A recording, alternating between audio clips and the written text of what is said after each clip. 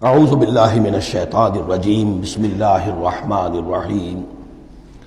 سورت الجن یہ ہے اب وہ سورت کہ جو اس میں کسی جوڑے وغیرہ کا معاملہ نہیں ہے، منفرد ہے، اکیلی سورت ہے، اور یہ واحد سورت ہے کہ جس میں اتنی تفصیل کے ساتھ جنات کا معاملہ آیا ہے۔ ایک سورت ہم پڑھ چکے ہیں کہ جس میں مسلسل خطاب ہے، یا معاشر الجن والانس فبأي آلاء ربكما تكذبان، 31 مرتبہ تو یہی آیت آئی ہے۔ یا یہ صورت ہے کہ جس میں ایکسکلوسیو جو ہے ان کا معاملہ آ رہا ہے۔ یہ بھی ہو سکتا ہے کہ یہ کوئی اور واقعہ ہو، اور یہ بھی ہو سکتا ہے یہ وہی واقعہ جو سورہ احقاف کا ہے، وہ تو جا کر انہوں نے جو کچھ کیا اللہ تعالیٰ نے وہ خبر ہمیں دے دی۔ اب یہاں پر حضور کو بھی وحی کے ذریعے سے مطلع فرمایا اور مزید تفاصیل آ گئی۔ یہ بھی ہو سکتا ہے یہ اور جنات ہو۔ بسم اللہ الرحمن الرحیم۔ قل اوحی الی انہ استمع نفر من الجن، کہہ دیجئے اے نبی کہ میری جانب وحی کی گئی ہے کہ جنوں کی ایک جماعت نے سنا۔ کس کو سنا؟ قرآن کو سنا۔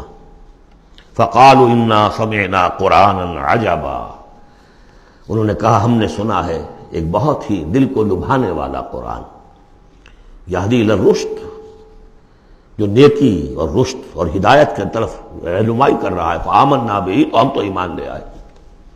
اس وقت بھی میں نے کہا تھا یہ لمحہ فکریہ ہے، ایک دفعہ کیا اجتماع ہے قرآن کا، اور وہ بندے کہاں سے کہاں پہنچ گئے، داعی بن گئے۔ ہمارا کیا حال ہے؟ ہم نے اس معنی میں قرآن کبھی پڑھا ہی نہیں، سنا ہی نہیں۔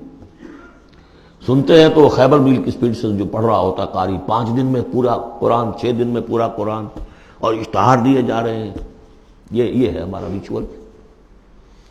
یہاں تو 20 منٹ میں ہو جاتی ہے، یہاں 30 منٹ، یہاں چلو وہاں اور سے بھی کم میں ہو جاتی ہے، وہاں چلو۔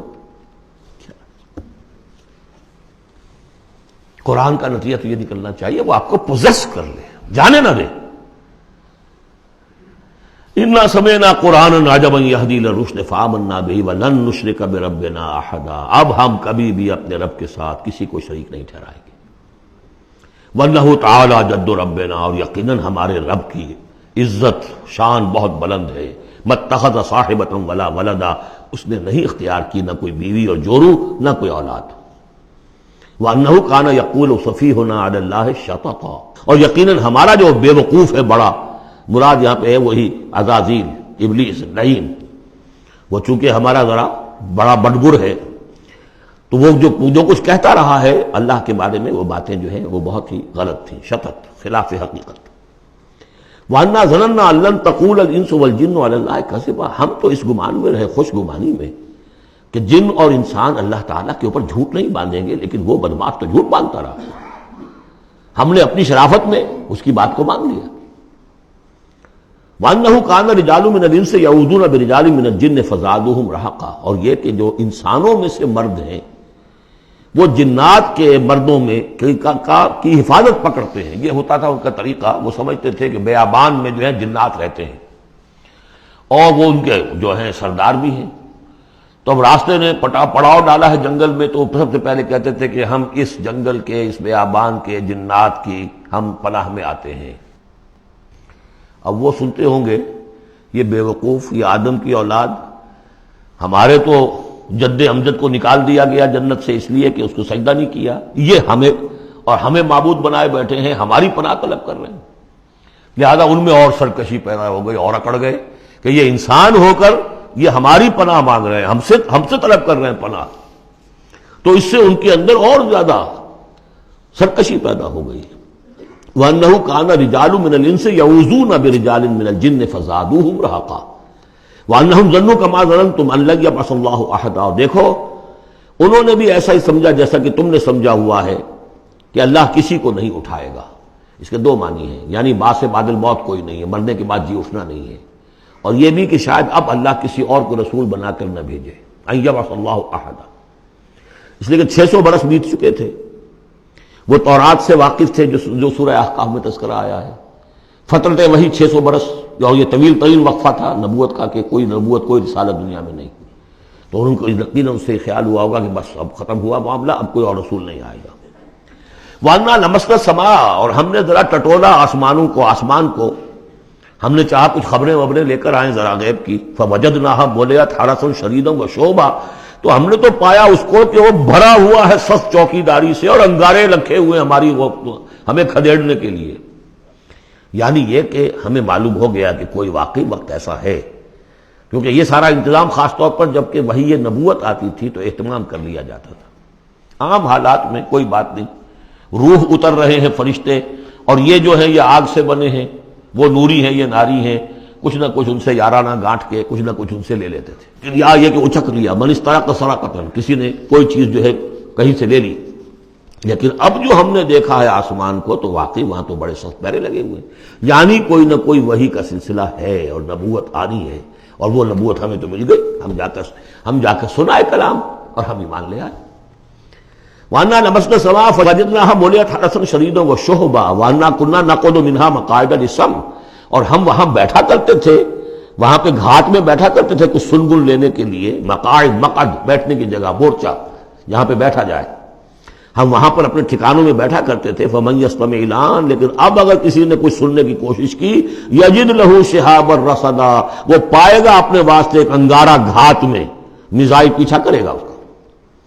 وَأَنَّا لَا نَدْرِي أَشَرٌّ أُرِيدَ بِمَنْ فِي الْأَرْضِ أَمْ أَرَادَ بِهِمْ رَبُّهُمْ رَشَدًا۔ معلوم ہوتا بہت بڑے عالم تھے یہ تورات کے جاننے والے، انہوں نے ایک ایسی عظیم بات کہی ہے یہ، ہمیں یہ معلوم نہیں کہ آیا زمین میں بسنے والے ان انسانوں کی کوئی شامت آ گئی ہے یا اللہ نے ان کے لیے کسی بھلائی کا ارادہ کیا ہے۔ رسالت آئے گی تو دو ہی نتیجے ہیں،